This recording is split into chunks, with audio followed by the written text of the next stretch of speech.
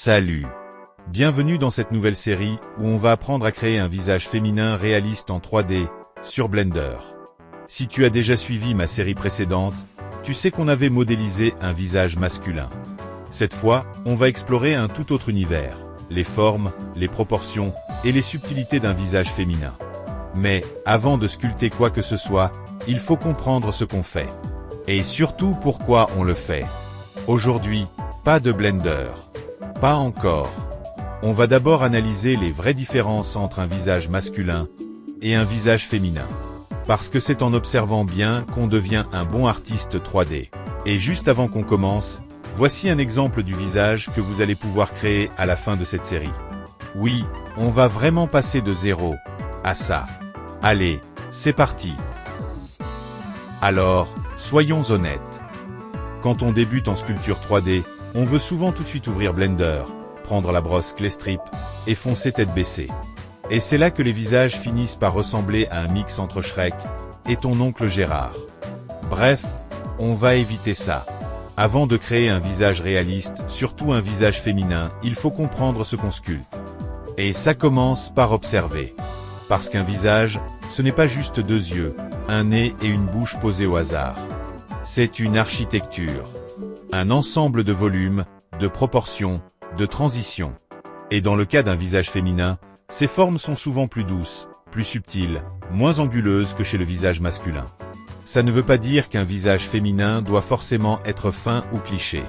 Mais si tu veux volontairement faire un visage féminin, tu dois savoir ce qui le rend tel. Sinon, tu risques de tomber sur un look hybride. Et pas parce que tu l'as décidé, mais juste parce que t'as pas capté les différences. Et en sculpture, quand tu fais les choses intentionnellement, ça change tout. Donc dans cette vidéo, on va poser les bases.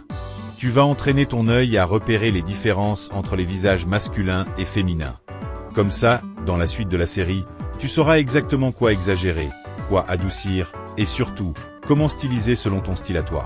Et promis, à aucun moment je te demanderai de faire du maquillage digital ou de sculpter des sourcils Instagram ready. Pas encore.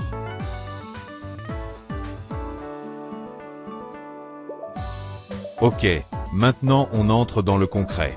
On va comparer un visage féminin et un visage masculin zone par zone, en mode anatomie pour artiste, pas pour médecin, t'inquiète.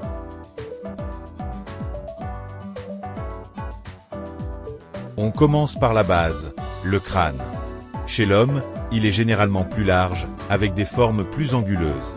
Chez la femme, le crâne est souvent plus petit, plus arrondi, parfois un peu plus haut au niveau du front. Bref, moins brique de Lego, plus œuf élégant. Oui, je viens de comparer un visage féminin à un œuf, mais dans le bon sens.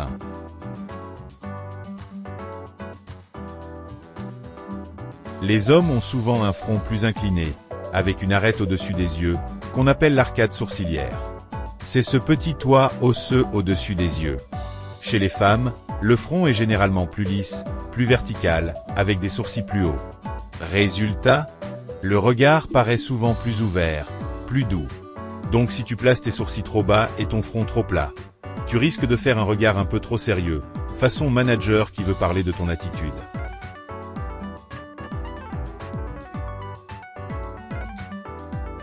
Ah, les fameuses pommettes. Chez les femmes, elles sont souvent plus hautes et plus saillantes. C'est ce qui donne ce côté élancé, parfois même un petit air royal. Chez l'homme, elles sont là aussi, plus basses, plus plates, parfois un peu perdues dans la masse.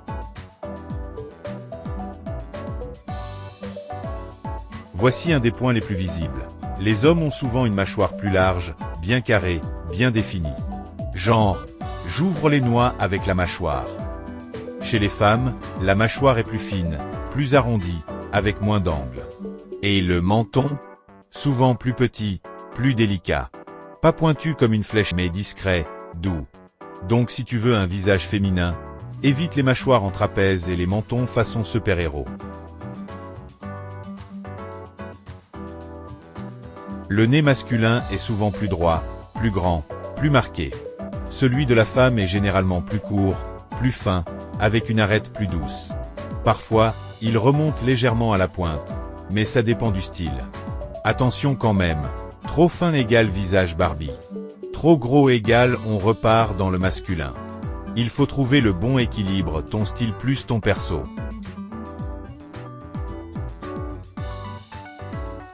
Les lèvres féminines sont souvent plus pleines, surtout la lèvre supérieure. Ce n'est pas une règle absolue, mais c'est un détail qui change tout. Chez les hommes, les lèvres sont plus fines, plus plates. Donc si tu veux un visage féminin, pense aux courbes douces et bien définies, sans tomber dans l'effet duck face, hein. Sauf si c'est un canard.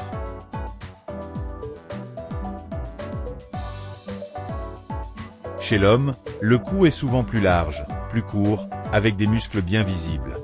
Un genre de pilier solide.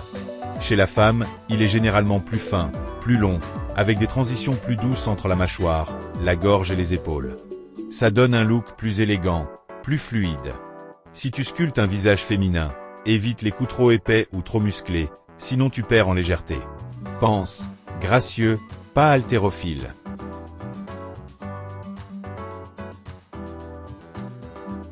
Dernier point, la texture de la peau. Chez l'homme, la peau a souvent plus de détails. Pores visibles, rides marquées, irrégularités. Chez la femme, la peau est plus lisse, les transitions sont plus douces. C'est pas une règle universelle, mais en sculpture, ça aide à construire une ambiance plus douce ou lumineuse. Et si tu veux ajouter du maquillage ou des détails plus tard, c'est ici que ça jouera.